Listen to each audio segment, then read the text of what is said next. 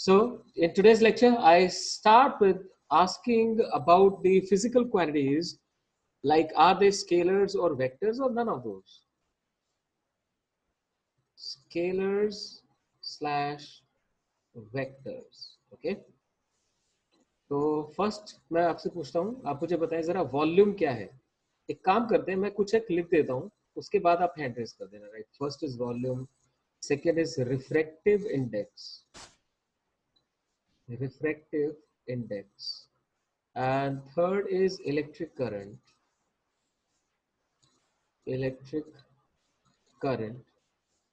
and fourth one is pressure. Fifth is stress, and sixth is moment of inertia.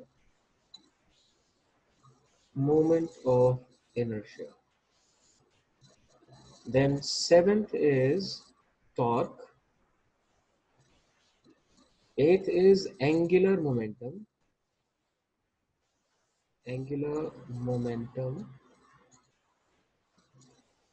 Ninth physical quantity to be discussed is density. 10th is strain. I think these are enough. तो आप hand raise करके answers बता सकते हैं. First is volume, then refractive index, electric current, pressure, stress, moment of inertia, torque, angular momentum, density, strain. ठीक है, तो raise hand to answer it now.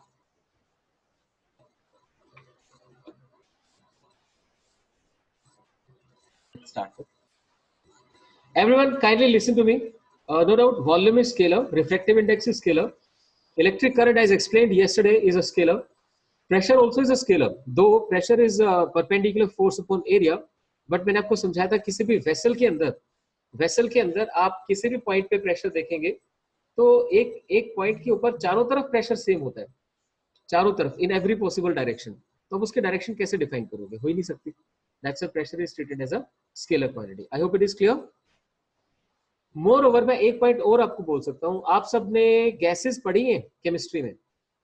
Gases में अगर एक वेसल कंसिडर किया जाए, आप क्या बोलते हैं इस गैस का प्रेशर? ऐसा तो नहीं बोलते कि वेसल में टॉप मोस्ट लेयर पे प्रेशर ये है, बॉटम मोस्ट लेयर पे प्रेशर ये है. गैस का प्रेशर ऑलमोस्ट आप हर जगह सेम ही कंसिडर कर रहे होते हैं. So it is not changing with the position. So pressure will be treated as a scalar quantity. तो दो चीजें मैंने आपको बता दी. लिक्विड के अंदर एक पॉइंट के ऊपर हर तरफ प्रेशर की वैल्यू सेम रहती है, तो कोई स्पेसिफिक डायरेक्शन नहीं है.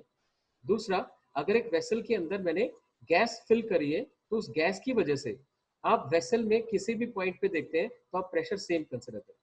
सो अगेन पोजीशन और डायरेक्शन दोनों पे ही डिपेंडेंस नहीं आई. ठीक है.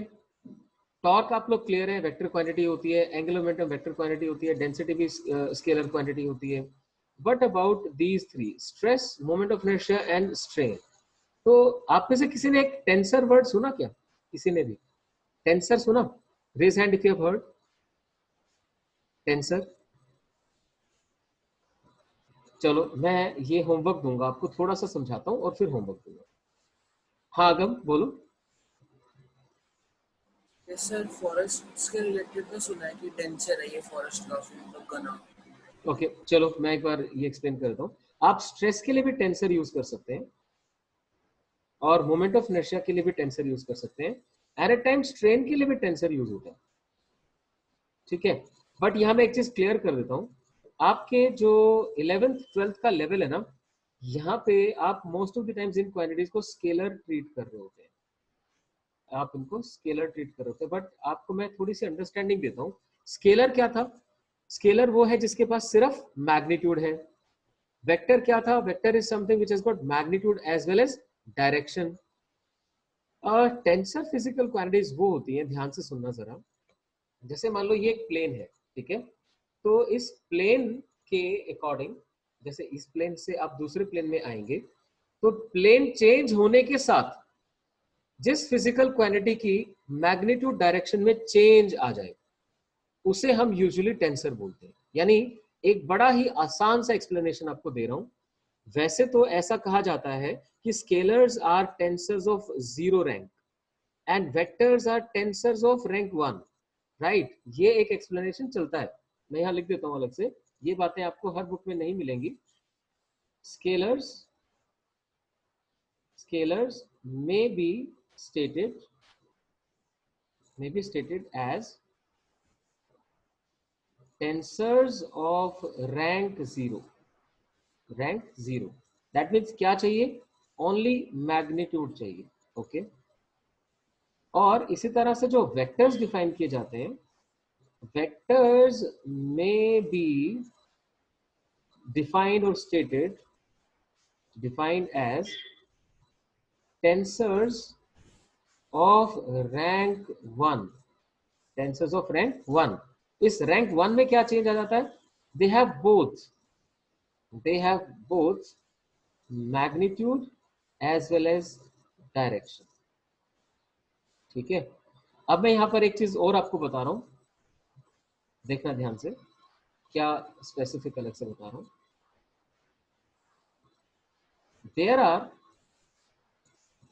there are some physical quantities whose value also depends on the plane of consideration, मतलब इनके पास मैग्नीट्यूड और डायरेक्शन तो होती है, उसके साथ साथ आप कौन से प्लेन की बात कर रहे हैं उसके अकॉर्डिंग भी इनकी वैल्यू चेंज हो जाती है। सो ऐसे फिजिकल क्वांटिटीज को नॉर्मली हम क्या बोल देते हैं, such quantities are normally called tensors. But मैं आपको बताऊं, प्लस 1 प्लस 2 के लेवल पे आप टेंसर वर्ड ना के बराबर सुनेंगे, क्योंकि आपको दो से डील करना होता है, स्केलर एंड वेक्टर।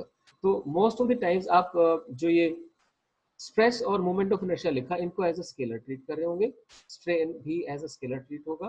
बट आपको ये पता होना चाहिए कि ये ऐसे फिजिकल क्वांटिटीज हैं जिनकी वैल्यू प्लेन चेंज होने के साथ चेंज हो जाती है। अभी इतना ही समझ के काम चलाना पड़ेगा, क्योंकि कोई 5th यूनिट में जाके आप मोमेंट ऑफ इनर्शिया समझेंगे और 7th यूनिट में जाके स्ट्रेस के बारे में समझेंगे। सो वो सारी बातें अभी पूरी तरह क्लियर करना थोड़ा सा डिफिकल्ट है। मैंने आपको बस ये समझाया कि कोई टेंसर बोले तो आपको ये नहीं लगना चाहिए ये तो सर ने बताया नहीं। Tensor physical quantities basically magnitude और डायरेक्शन भी रखती हैं, और उसके अलावा उनकी जो वैल्यू है वो प्लेन डिपेंडेंट भी हो जाती है। जैसे प्लेन चेंज होता है या आप कहीं की डायरेक्शन चेंज होती है, उसके साथ साथ चेंज हो जाता है, ठीक है। तो इतना याद रख पाएंगे, बाकी स्केलर और वेक्टर तो आपको अच्छे से समझ में आता ही है। फिर भी आज का होमवर्क मैं आपको दूंगा। होमवर्क आप क्या करो, नेट से टेंसर के ऊपर जितना सर्च कर सकते हो, टेंसर क्या होते हैं वो मुझे सर्च करके दो। Like if you can give a presentation of 1 to 2 minutes tomorrow on tensors कि ये क्या होते हैं, for which you may have to watch videos of like 5 minutes, 10 minutes, 15 minutes, or somebody who is quite curious may go for half an hour. Okay, that's an assignment for today. चलो आगे बढ़ता हूं जरा। तो कल के lecture में मैंने आपको क्या क्या समझा दिया था। we were able to understand what is the basic difference between a scalar and a vector। हमें एक नए तरह का एल्जेब्रा सीखना पड़ेगा वेक्टर्स को डील करने के लिए। फिर मैंने आपको वेक्टर्स का रिप्रेजेंटेशन बताया कि सिंबल कैसे बनाते हैं और ग्राफिकल रिप्रेजेंटेशन कैसे होता है, ठीक है। पोलर वेक्टर्स क्या होते हैं और एक्सियल वेक्टर्स क्या होते हैं। आज सबसे पहले एक काम करते हैं, वेक्टर्स के बीच में एंगल कैसे देखा जाता है वो समझते हैं। लिखिए जरा, to understand the measurement of angle, to understand the measurement of angle between two vectors, दो वेक्टर्स के बीच में एंगल कैसे डिफाइन किया जाता है, तो देखते हैं। देखिए, अगर दो वेक्टर्स के टेल्स को ज्वाइन कर दिया जाए, दो वेक्टर्स की टेल्स, अब यहाँ पे मेरे ख्याल से हर बच्चा टेल तो समझता है, कल मैंने आपको बता दिया था। तो ये है टेल, टेल्स joined together, यहाँ पे। तो इस समय जो इनके बीच में शॉर्टर एंगल होगा, मैं साथ में मेंशन कर रहा हूं, शॉर्टर एंगल, ठीक है, shorter angle when tails are joined together between two given vectors, जैसे कि मान लो ये वेक्टर ए था और ये वेक्टर बी था, तो इनके बीच का एंगल थीटा था। ऐसे ही अगर मैं दो वेक्टर्स के हेड्स को ज्वाइन कर दूं, चेंज करता हूं, ब्लैक में लेके आता हूं, if I join heads of two vectors, suppose this is one and this is second, ठीक है, दो वेक्टर्स के क्या चीज ज्वाइन किया हमने, हेड ज्वाइन किया। तो if you join heads of two vectors then also you can see the angle between them. Same तरीके से एक्सप्लेन करता हूं, this is gonna become the angle between vectors. क्या कर रहे हैं हम यहां पर, we are joining heads, so heads joined together, तो या तो टेल्स ज्वाइन टुगेदर हो या फिर हेड्स ज्वाइन टुगेदर हो। Again you can C I am considering the shorter angle, the shorter angle. Kindly पे प्रॉपर अटेंशन, दो वेक्टर्स ए और बी, या तो उनके हेड्स ज्वाइन कर लो या फिर उनके टेल्स ज्वाइन कर लो और फिर उनके बीच का शॉर्टर एंगल देखो, that is the angle between two vectors. Clear? अब कोई बोल सकता है सर ऐसा जरूरी तो नहीं है कि हमेशा ही या तो टेल ज्वाइन हो या फिर हेड ज्वाइन हो, ऐसा भी तो हो सकता है कि एक के हेड से दूसरे की टेल ज्वाइन हो, तब क्या करेंगे, तो वो भी बना लेते हैं। देखिए ध्यान से, एक वेक्टर का हेड है ये और दूसरे वेक्टर की यहां से टेल स्टार्ट हो रही है, ये बन, तो these are two vectors, I am going to mention them as vector A and vector B.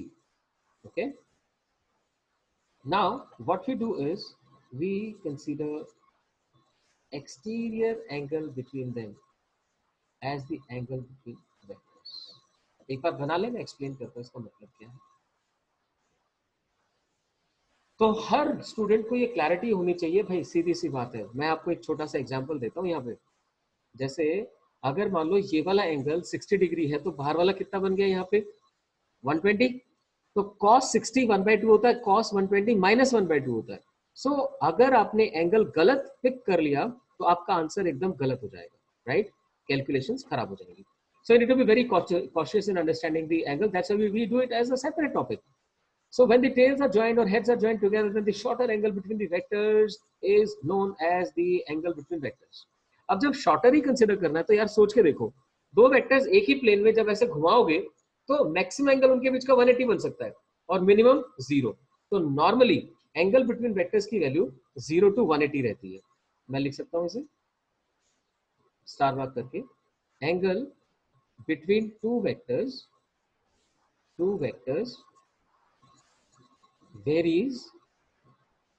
varies between 0 and 0 degree and 180 degree. यानी कि अगर मैं थीटा लिख रहा हूं तो theta would be greater than equal to 0 degree and less than equal to 180 degree.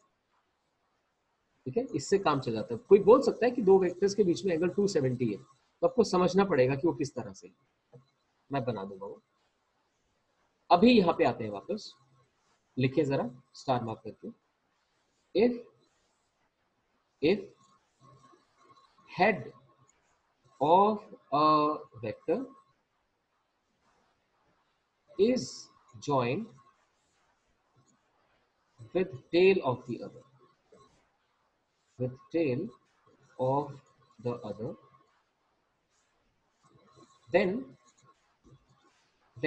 exterior angle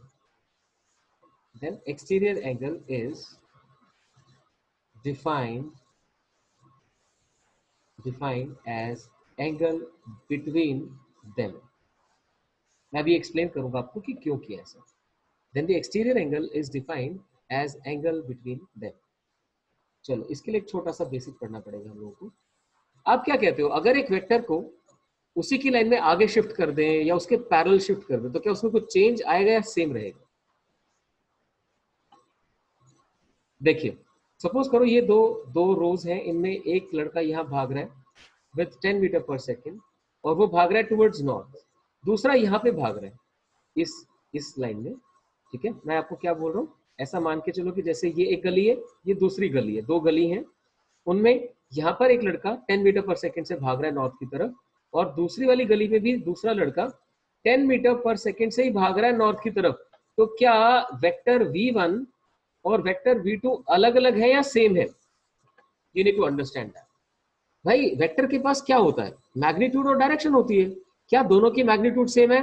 yes. क्या दोनों की डायरेक्शन सेम है? यस। तो इसका मतलब क्या हुआ? दोनों सेम है। सो v1 basically is equal to v2, right? If they have same magnitude and are drawn parallel to each other, in that case these vectors are same. That means एक vector को अगर मैं पैरेलली शिफ्ट करूं तो उससे कोई फर्क तो नहीं पड़ेगा ना। ठीक है, पहले आप ये बना लीजिए, ये v1 है 10 मीटर पर सेकंड टुवर्ड्स नॉर्थ, ये v2 है अगेन 10 मीटर पर second towards north. They have been drawn parallel to each other but shifted along the line. तो ऐसे में v1 is equal to v2 आ गया। तो यहां से मुझे कंक्लूजन मिल रहा है जो मैं ड्रॉ कर रहा हूं। लिखो,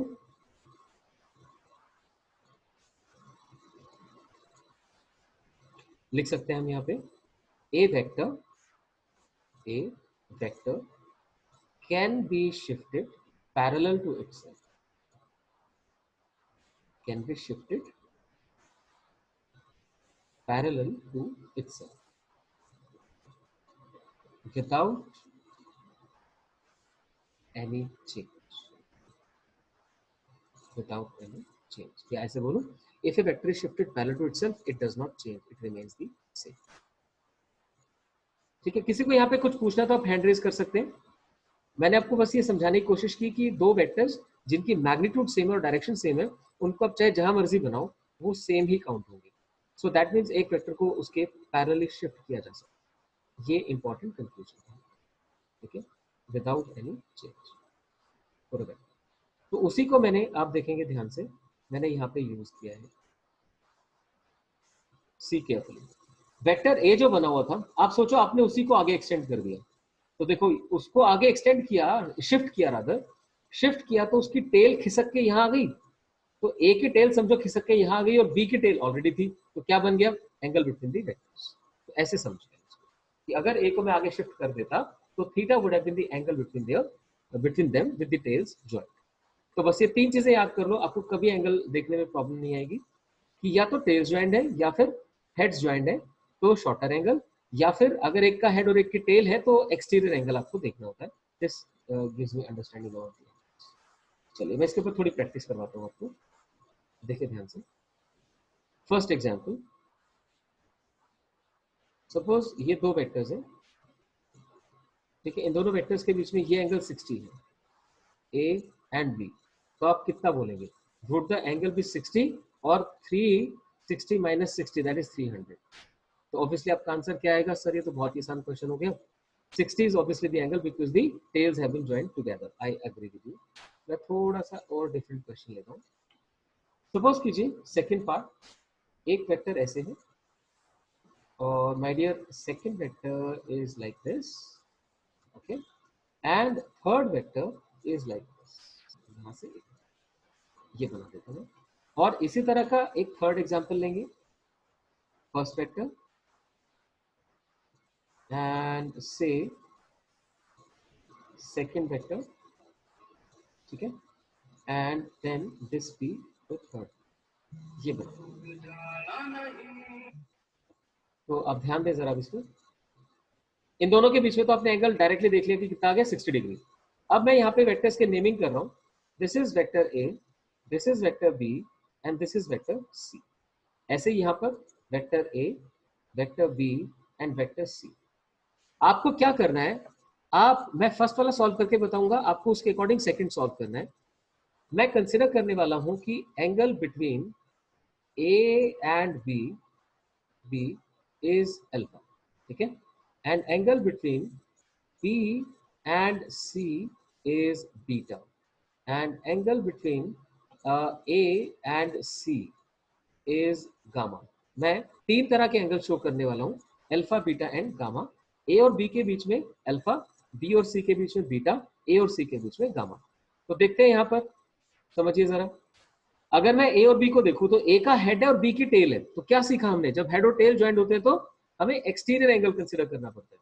तो ठीक है, in that case I will extend it and plot this as alpha. Alpha is the angle between A and B. Okay? अब देखिए मुझे B और C के बीच में बनाना है. B और C में भी कहानी कुछ ऐसी है कि B का हेड है और C की टेल है. एक का हेड एक की टेल. तो देखिए हेड और tail, obviously exterior angle consider करना पड़ेगा. तो यहाँ पे ये बनेगा beta between B and C. ऐसे ही अगर मैं A और C को चेक करूं तो C का हेड है और A की टेल है. Obviously I will have to extend it out. जब मैं C को बाहर की तरफ एक्सटेंड करूंगा तो ये जो एंगल मिलेगा this will B gamma. So alpha beta gamma इस तरीके से आइडेंटिफाई करने होते हैं. किसी को भी ये आइडेंटिफिकेशन समझ ना आया हो तो वो हैंड रेज कर सकता है, और जिसको समझ आ गया वो फटाफट से जो सेकंड डायग्राम बना हुआ है अपनी कॉपी में ड्रॉ करके उसके लिए अल्फा बीटा गामा बनाओ. हाँ क्रिश आप पूछ सकते हो. सर ये एग्जांपल नंबर 1 करवाना सर, 60 डिग्री वाला. सर मेरा नेट खराब. ये तो बेटा दिख ही रहा है ना. देखो ए और बी की टेल ज्वाइंट है और उन दोनों के बीच का शॉर्टर एंगल कितना है 60. तो बस मैंने ये दिखाया कि शॉर्टर 60 और लार्जर 300 है. तो हम 300 कंसीडर नहीं करेंगे, हम 60 को कंसीडर करेंगे. बस ये बताएं. ठीक है, चलिए चलिए बताएं फटाफट मुझे. See carefully, I use this red for this purpose. A और बी को अगर मैं चेक करता हूं तो दोनों के हेड्स ज्वाइंट है. जहां पे हेड्स ज्वाइंट होते हैं वहां पर शॉर्टर एंगल ही उनके बीच का एंगल बन जाता है. तो this will be mentioned as alpha. तो वेनी ध्यान दो, आपको अल्फा क्या बताना था, ए और बी के बीच का एंगल. तो बस ये बन गया, this is alpha. Similarly B और सी को अगर देखता हूं तो बी की टेल है और सी का हेड है. अगर हेड और टेल ज्वाइंट हो तो क्या करना चाहिए, जिसका हेड है उसे आगे बढ़ा देना चाहिए, जिसका हेड है उसे आगे बढ़ा दो, और ये बन गया beta. So alpha beta. Kindly पे प्रॉपर अटेंशन. ठीक है, माइक किसका ऑन है? कुणाल आपका माइक ऑन हो गया, ऑफ करें. ऐसे ही ए और सी को ध्यान से देखोगे तो ए और सी की टेल ज्वाइंट है. कुणाल माइक ऑफ करो भाई. ए और सी की टेल ज्वाइंट है तो भाई इनके बीच में क्या होगा, शॉर्टर एंगल गामा बन जाएगा. ये जो इंटीरियर एंगल है this becomes the angle between them. I hope आपको दोनों एग्जांपल ठीक से समझ में आ गए. यहाँ पे एक्सटीरियर एंगल हुआ, व्हाई? बिकॉज ए का हेड है, बी की टेल है. यहाँ पर भी एक्सटीरियर हो गया क्योंकि बी का हेड है और सी की टेल है. यहाँ भी एक्सटीरियर हो गया क्योंकि सी का हेड है और ए की टेल है. हमेशा ध्यान रखो आप एक्सटेंड किसे करते हैं, जिसका हेड होता है उसे एक्सटेंड करते हैं. तो यहाँ पे ए और बी दोनों के हेड थे तो इंटीरियर अल्फा बन गया. यहाँ पे बी की टेल थी, सी का हेड था तो सी को आगे एक्सटेंड करना पड़ेगा, दिस बिकम्स बीटा. और इस एंड पे जाएंगे, लेफ्ट मोस्ट एंड पे जाएंगे तो ए और सी दोनों का टेल ज्वाइंट है तो वहां पे गामा एंगल बन जाता है. ठीक है, जिनके भी हैंड रेज है 4 लोगों के, अगर आपको कुछ पूछना या बताना है तो आप हैंड रेज रखो, अदरवाइज हैंड्स डाउन कर दो, मैं आगे पढ़ाता हूँ फिर. ठीक है, बहुत बढ़िया. आई होप एंगल समझ में आ गया. देखो मैं I am taking enough time to make you understand कि हर एक चीज की क्या क्या इंपॉर्टेंस है. जैसे मुझे कोई जल्दी नहीं सिलेबस खत्म करने की. जैसे थोड़ा सा टेंसर के बारे में बताया पर साथ साथ होमवर्क दिया कि आपको घर से टेंसर के बारे में समझ के आना है. दो वेक्टर्स के बीच में एंगल कैसे देखा जाता है वो क्लियर किया. वो एंगल की वैल्यू 0 से 180 ही नॉर्मली कंसिडर की जाती है इंक्लूडिंग देम. और एक वेक्टर को पैरेलल शिफ्ट करने से वो चेंज क्यों नहीं होता ये भी मैंने आपको समझाया. ठीक है, अब यहाँ पे एक 2-3 एग्जाम्पल्स की हेल्प से हमने angle between the vectors find करना सीख लिया और शायद कमांड भी कर लिया. आगे बढ़ते हैं. नाउ सी, आपको क्या लगता है कि अगर एक वेक्टर को ऐसे टर्न कर दिया जाए तो वो वेक्टर चेंज होगा या नहीं होगा? मेरा क्वेश्चन है आपसे, डज अ वेक्टर चेंज, आप क्वेश्चन मेरे साथ साथ लिख लिया कीजिए. Does a vector change if it is rotated? If it is rotated, अगर एक वेक्टर को रोटेट कर दिया जाए तो क्या वो चेंज हो जाएगा? मैं बना के दिखाता हूँ क्या मतलब है इस बात का. कि ये था इनिशियल वेक्टर और अब मैंने इसे यहाँ से रोटेट कर दिया इतना, इस डायरेक्शन. ठीक है, तो क्या ये दोनों वेक्टर सेम है या डिफरेंट हो गए? हाँ अमन आप आंसर करो. सर डिफरेंट है, डायरेक्शन चेंज हो गई. बिल्कुल, वेक्टर के पास दो चीजें होती है, magnitude as well as direction. दो मैंने दोनों की मैग्नीट्यूड सेम रखने की कोशिश की है, बट फिर भी आप देख सकते हैं कि डायरेक्शन तो चेंज हो गई ना. तो if a vector is rotated its value exactly changes. So मेरा आंसर क्या होना चाहिए, solution, a vector changes A vector changes when rotated. When rotated. कोई कुछ आंसर करना चाहेगा स्पेशल केस जिसमें चेंज ना हो? Any special case? Any special case in which the vector would remain same, would not change? Just think of. Yes, Gitin? Sir axial vector. नहीं, पर अगर रोटेट कर दें वो तो ठीक है आपकी बात की, एक्सियल वेक्टर एक्सिस के अलॉन्ग होता है, पर एक्सिस भी कोई चेंज कर देगा तो चेंज हो जाएगा ना फिर. आपका सोचना काफी सही था, वेरी गुड. बट यहाँ पर जो पूछना चाह रहा हूँ वो यही है कि ऐसे जो प्लेन दिख रहा है ना आपको सामने, ये प्लेन, इसी प्लेन में किसी पर्टिकुलर एंगल से घुमाने के बाद वेक्टर वापस सेम हो जाता है और उसमें कोई चेंज काउंट नहीं होता. सो मैं लिख देता हूँ, a vector changes when rotated until the angle is 360 degree. Until the angle is 360 degree. तो अगर आपने एक वेक्टर को 360 डिग्री से घुमा दिया तो वापस वहीं पहुंच जाएगा ना. तो थोड़ा सा कॉन्सेप्चुअली चीजें याद रखनी पड़ती है कि भाई इन जनरल तो when it is rotated it changes, but if it is rotated through 360 degree it returns back to the same value. So उस केस में वेक्टर सेम बना रहता है. ठीक है, क्लियर हुआ? ओके, नेक्स्ट क्वेश्चन है मेरा, does a vector change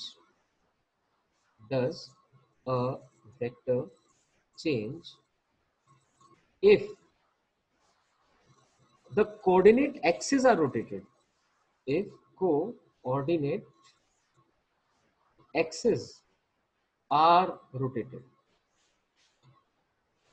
मतलब देखो एक बात तो हर कोई जानता है कि जो कोऑर्डिनेट एक्सिस होती हैं एक दूसरे के तो परपेंडिकुलर रहती हैं. आप देख सकते हैं ना, जैसे हम कंसीडर करते हैं कि अगर ये x है, ये y है, तो ये z है, ऐसे तीन एक्सिस बनती है. मैं कह रहा हूँ कि अगर ये ऐसे हैं और यहाँ पर एक वेक्टर डिफाइन किया गया है, अब वेक्टर को तो ऐसे ही रखा लेकिन एक्सिस को घुमा दिया, वेक्टर को सेम रख के एक्सिस को घुमा दिया, तो इससे क्या वेक्टर चेंज हो जाएगा या सेम रहेगा? So does a vector change if coordinate axis are rotated? तो क्या आंसर होना चाहिए हमारा? हाँ मिलन बोलो. यस सर, चेंज हो जाएगा सर. ओके, तो मिलन यहाँ पे एक चीज बताता हूँ आपको, आपने जो सोचा होगा कि वेक्टर का इफेक्ट बदल जाएगा, नो डाउट वेक्टर का इन एक्सिस के अलॉन्ग इफेक्ट बदल जाएगा, पर सोचो जो अगर ये डिस्प्लेसमेंट थी, मैं ऐसे बात करता हूँ कि मिलन स्टार्टिंग में यहाँ पे खड़ा हुआ था और वो चल के इधर आ गया, तो ये उसकी डिस्प्लेसमेंट बन गई. अब कोई उसको इस एक्सिस से ऑब्जर्व करे, इससे ऑब्जर्व करे, इससे ऑब्जर्व करे, तो क्या आंसर चेंज करेगा? ये बताओ बस, बताओ मिलन. यस, नहीं होगा सर. नहीं होगा ना. हाँ, तो मैं फिर भी बोलता हूँ कि वेक्टर्स को जब हमें पढ़ना है तो हमें ज्योमेट्री को दिमाग से बिल्कुल नहीं निकलने देना है, ज्योमेट्री दिमाग में चलनी चाहिए. आप देखो प्रीवियस क्वेश्चन में 360 वाली बात ज्योमेट्री से आई, यहाँ पे भी फिर मैंने आपको समझाया कि आप पॉइंट ए से पॉइंट बी तक मूव करके गए, आपके डिस्प्लेसमेंट डिफाइन हो गई. अब कोई भी एक्सिस जैसे मर्जी घुमाता रहे तो जितना आप चले थे उतने ही तो चले थे ना, उससे क्या फर्क पड़ता है? ना तो डायरेक्शन चेंज हुई है ना ही magnitude. So does a vector change if coordinate axes are rotated? Answer simple है, no. It remains same. It remains same. ठीक है, इतनी सी बात समझ के लिख लो.